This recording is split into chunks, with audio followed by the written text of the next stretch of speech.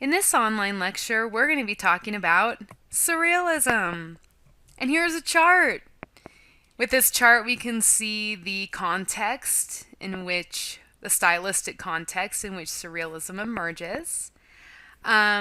Surrealism directly grows out of Dada. So we just recently talked about Dada. We know that this is a style that very much focuses on the irrational, the nonsensical.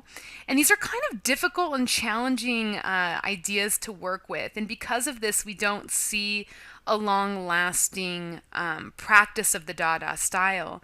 By 1924, most of the artists who were affiliated with this style transition over to Surrealism. Now, this transition makes perfect sense. There's two really important links between Dada and Surrealism. Now, with these links, they are links of commonality, but there are nuances of difference that we do need to keep in mind. One, let's talk about this idea of the illogical and the nonsensical. Now, do you recall why it is that Dada artists are working with the illogical? Okay. And if you can't recall, pause this video, go back, look in your notes.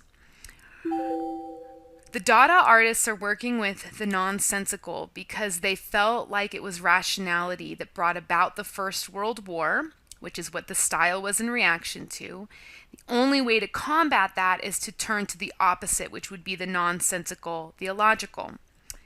Now, what the Surrealists are doing, they too are producing nonsensical, illogical works of art, but their illogical works of art are meant to be a reflection of the subconscious. This idea of fantasy, dreams, these things that are deep within us that maybe don't really make sense within the more rational context of our everyday waking life. And you can see why this would make Surrealism have the foundational style of Romanticism, because Romanticism is also really focused on this idea of the personal experience, the emotional, the intuitive, imagination, all of these sorts of things. Now, the other link that we see between Dada and Surrealism is a focus on chance. Now, again, with Dada, they're focusing on chance because it's illogical. And second of all, it's not traditionally considered to be the way that art is made. Usually art is like planned out and there's sketches and you are like working through your ideas. Whatever happens is not part of art historical tradition.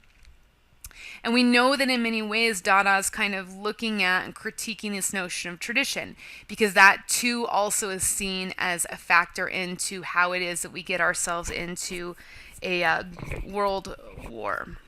Now, for the Surrealists, this idea of chance and spontaneousness is again like letting whatever happen, but that is a way to facilitate the emergence of the subconscious. You kind of let your mind go, and your mind will speak to whatever it has, whatever it's got going on, that we really can't control, is the idea.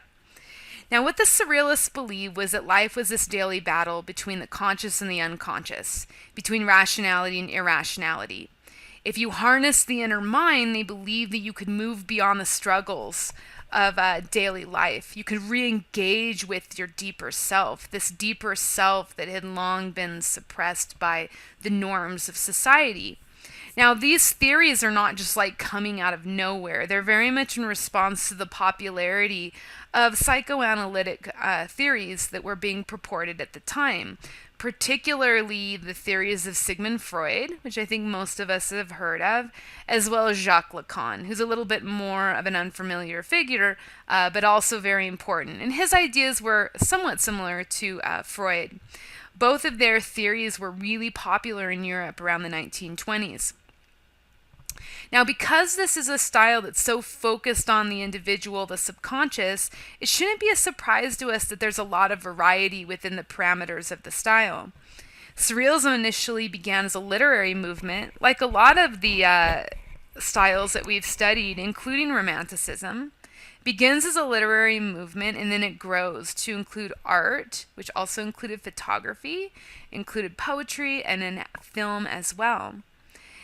Andre Breton is sort of seen as the founding father of the style because he is the one that writes the manifestos. He wrote two Surrealist manifestos that really laid out the ideological and the stylistic crux of Surrealism.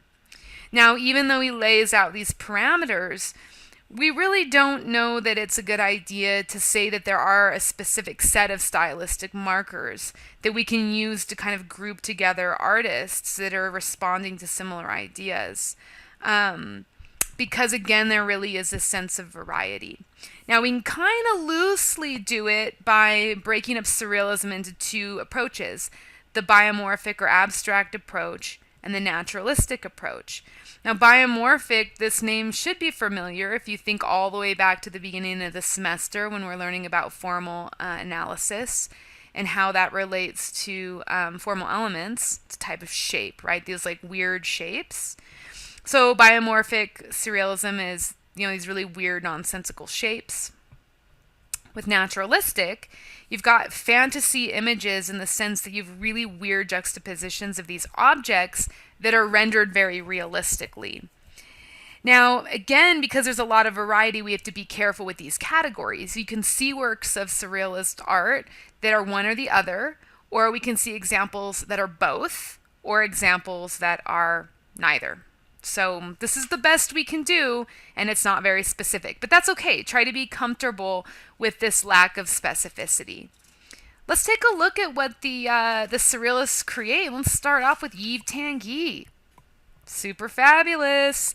His work is really a little bit difficult for us to classify. This is one of these examples of where these neat and tidy categories don't necessarily always come into play. I think he really is best categorized as both biomorphic as well as naturalistic.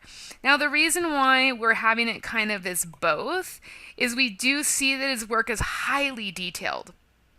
And it does look like he's using just a slight bit of atmospheric perspective, right? So this gives us a sense of naturalism, but you can see all these weird biomorphic shapes that are highly abstract. We're not really exactly sure what it is he's attempting to represent, although I'm pretty convinced that this right here is a piece of bacon. Now, again, it just kind of shows us that with surrealism, it's full of contradictions. That's part of the style, and nothing really is cut and dry. Now, with Tangi's work, what we're looking at are what he called mindscapes. And what this is meant to be is part landscape and part of a reflection of his own inner reality. Now, with these mindscapes, they're creepy, and they're supposed to be. They're barren, they're stark, they're deserted. There's something very eerie and unsettling about these mindscapes because they're just a little too still, a little too quiet for us to be truly comfortable. These landscapes are populated with these organic, biomorphic, unrecognizable forms. We're not really sure what it is exactly we're looking at. What some art historians suggest is that he's based these biomorphic forms off of irregular rock formations that he encountered when he was traveling through Brittany, France. He would go to visit his ailing mother. Now, if we think about psychology, and I think it's very appropriate to apply psychology to surrealism, that might be something significant. Your mother's dying, you're grappling with that feeling, right? We could throw Freud in the mix. He had all kinds of like interesting interpretations of the way that, we had relationships with our parents and all that sort of thing, and, grappling with the idea your parents are going to die. There probably maybe is a working through of some issues, and using this kind of different take on a landscape that he's associating with his mother. The takeaway here, it's complicated, right? Psychology is complicated. People are complicated. Clearly, Yves Tangi is complicated. Now, he intends for these irregular shapes to really have no overt actual meaning. They just simply sit in this landscape that looks as though it stretches on into infinity. And maybe, too, the sort of lack of specificity in this landscape might make you feel uncomfortable. And I think he's doing this on purpose. I don't think we're supposed to feel super 100% comfortable with what we're looking at here. And he does make it vague on purpose because he wants us to interpret our own inner realities when we look at this work of art. So it's kind of a meeting in the middle between Tangi and what he's got going on, and then whatever it is that we project onto this piece in terms of meaning based on our own personal experiences. You have a landscape where you've got these forms starkly lit. I want to point out the really sharp contrast between light and dark areas, these like super black shadows, because this is something that we're going to see being picked up by another surrealist artist, one who makes very important contributions to the style. Who is this person, you might be wondering? I have a feeling you already know. If you're thinking of Salvador Dali, you would be correct. Now, I'm only going to show one Salvador Dali work because I'm trying to limit the length of this online lecture, but also too, I want to show something that might not be as familiar to you. Everybody knows Salvador Dali's Persistence of Memory, The Melting Clocks. Let's look at Honey is Sweeter Than Blood. This is one of Salvador Dali's earliest works. Now, Salvador Dali is probably the best known of the surrealist painters. His work is celebrated because it's very enigmatic, it's very mysterious, yet there's a stark, real quality. He really is effective in flawlessly juxtaposing very different, weird, visually arresting, highly fascinated images in ways that really do kind of defy a clear interpretation. And I think people like that. I think this is why the Mona Lisa is so popular, why Dali is so popular, is people like the mystery. They like trying to figure out what exactly it is they're looking at. So here it is. Here's some mystery for us. One of the things I want to point out with this piece, and this is also why I picked this piece, is this piece demonstrates one of Salvador Dali's earliest influences, which is Yves Tangi. Now, this is where I get a little bit of a bee in my bonnet, so to speak, because everyone's like, oh, you know, Dali, and he's so famous. But no one ever really knows who Tangi is. Did you know who Tangi was before you listened to this lecture? I bet you didn't. And that's what gets me frustrated, because really Tangi should be more familiar to people because he had such an effect on Salvador Dali's work. Now you might be wondering, well, where is it that we see Tangi's influence? See if you can look. Pause the video, inspect this very enigmatic and mysterious painting more closely. If you had to guess, what do you see in here that is reflective of Yves Tangi? Hopefully you paused the video. Hopefully you figured it out, right? Let's talk about it. First of all, we saw with Tangi that he had a really strong contrast between light and shadow. This sort of spotlight situation with these black, black, black shadows. And you can see it in here. This is typical Yves Tangi treatment of light and shadow that's being picked up by Salvador Dali. The other thing with Yves Tangi, let's go back for a minute. Meticulous detail, highly, highly detailed form. And this is something else that Dali picks up as well. So thank you, Yves Tangi, for influencing Salvador Dali. Now, when we look at this, there's something, again, that's very eerie, that's very still. There's a barren quality here, and that also is Yves Tangi as well. Now, with Dali's work, again, it's famous because it's so ambiguous. We don't really know what it is we're looking at. It's very hard to interpret these works at face value. I'm actually not 100% sure what it is that we're looking at here. Your interpretation is probably as good as mine is at this point. Now, we have this idea of the dream, this idea of the unconscious, this sort of irrational imagery. We have this idea of Freud working through the subconscious. And in many ways, you put this together, and it's this idea that perhaps our dreams are communicating unconscious desire. This was something that was not lost on Salvador Dali. He develops his own approach to painting based on these ideas, which he calls paranoid critical.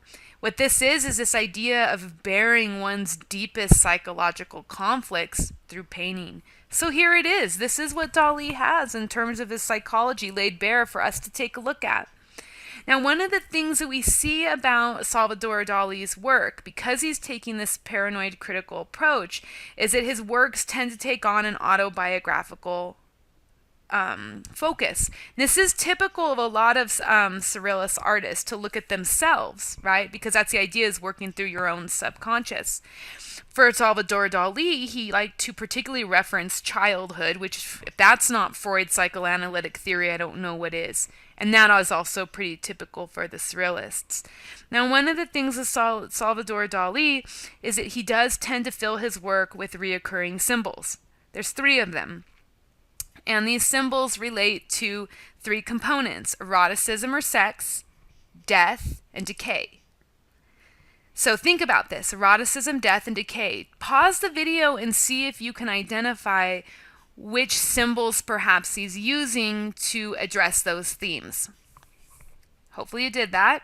So let's talk about it. Now, hopefully this is pretty clear. Creepy skeleton hand, that would be our reference to death.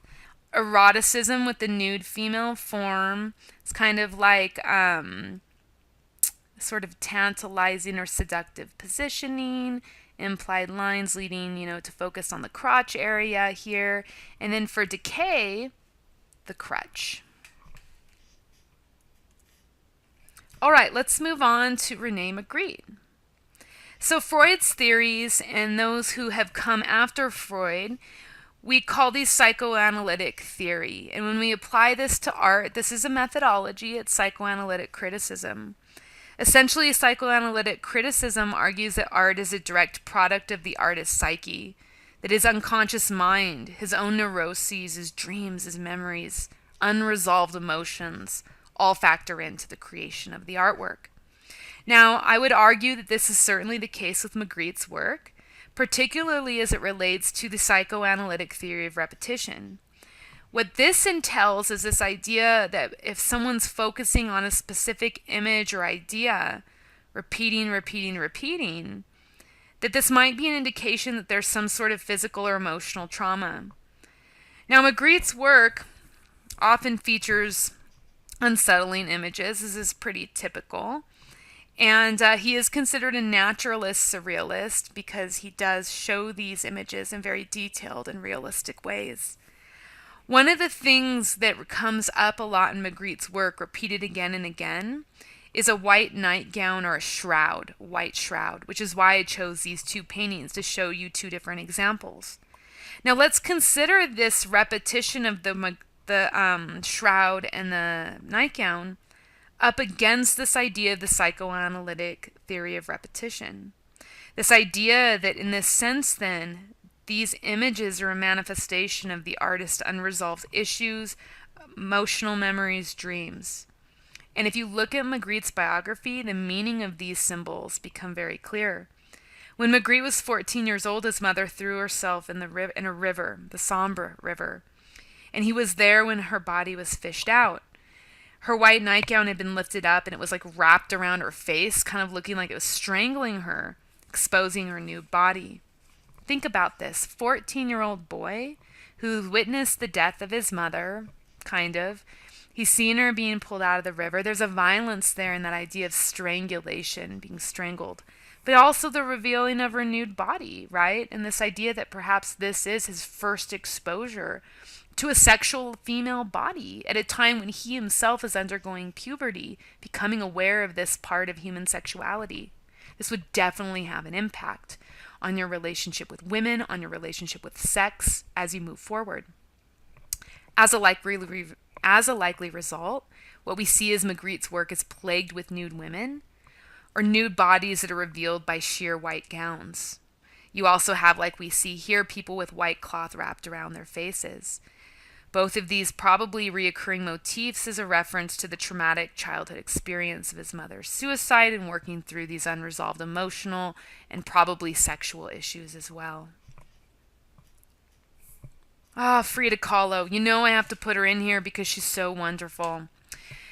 So Frida Kahlo is kind of complicated in the context of surrealism because she actually didn't claim to be a surrealist, and she actually is a little bit geographically removed.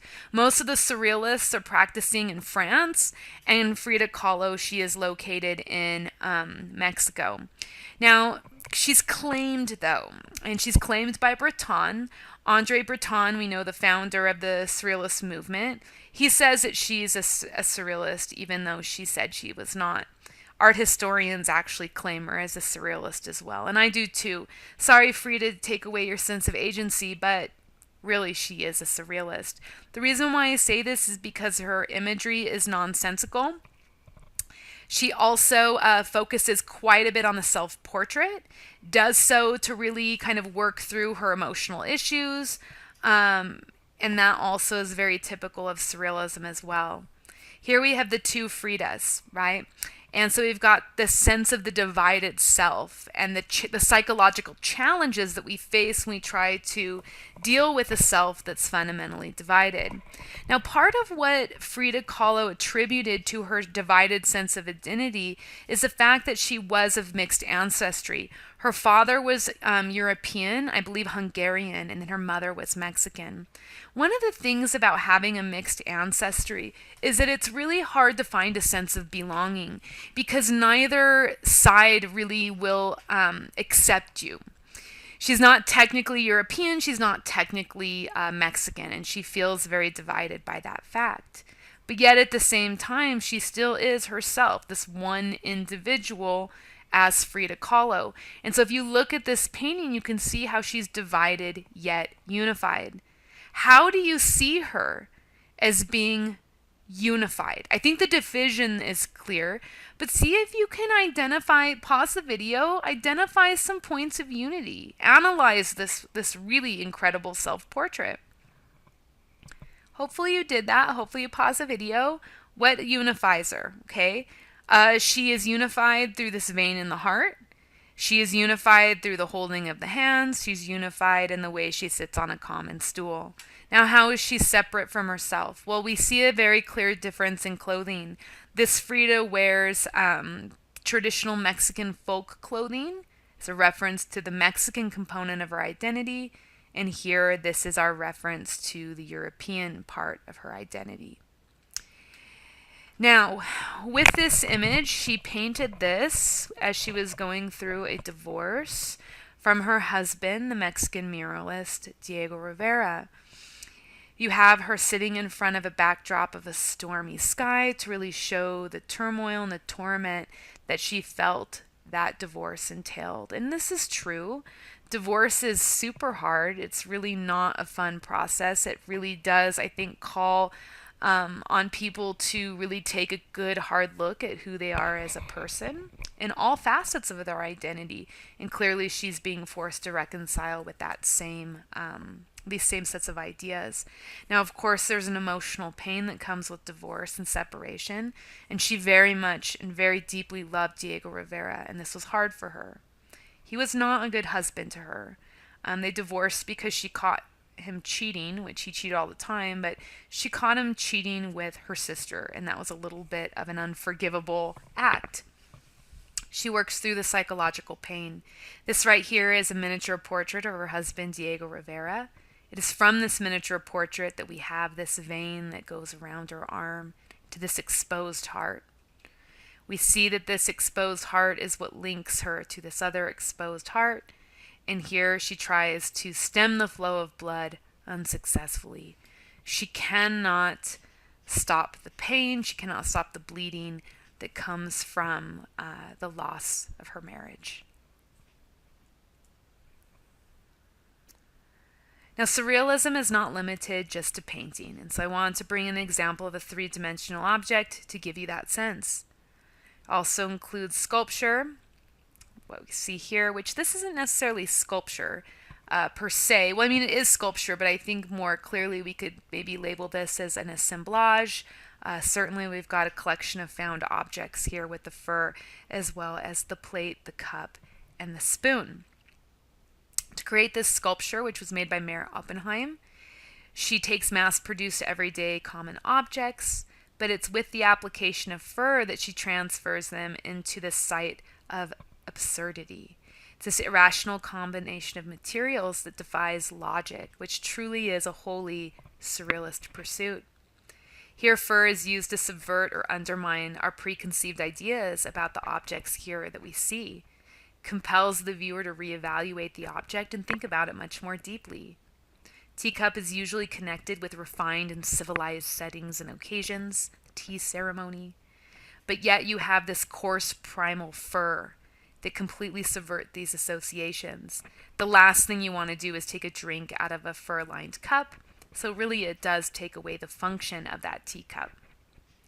Now you also have fur with the placed in the context of the cup and the spoon to give the work also an erotic undertone. And there's a lot of sex that's involved in surrealist artworks because surrealism really is, concerned with this idea of fantasy. For a lot of us, our fantasies are connected to our sexuality. Think about putting your mouth to fur. How can you maybe situate this within sexual act? And the idea is the interpretation is it's meant to be this reference to oral sex. Also, too, there's this sort of psychological uncomfortableness here. This is something that is simultaneously attracting us, but yet repelling us at the same time. We've got one more by the artist Man Ray, an example of surrealist photography. And this is Mara Oppenheim herself in this photograph. Now, I brought this in because I want to talk about women and the role that women had in surrealism. Women did have an important place within the surrealist movement, but this was not necessarily that was a positive thing for women. Many art historians, and they're not necessarily feminist art historians, this is a pretty consistent view across the board, is that there is a level of misogyny with surrealism, and that the relationship between this style and women is highly problematic.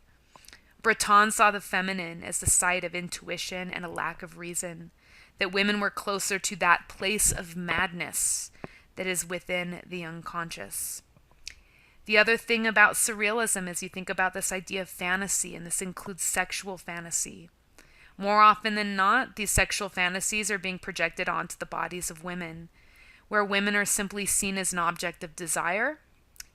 And in many instances, particularly with the surrealist sculptor Giacometti, this idea of sexual fantasy sometimes is violent. So Mara Oppenheim poses for a series of photographs by Man Ray, and they really do attest to the female as a site for masculine sexual desire.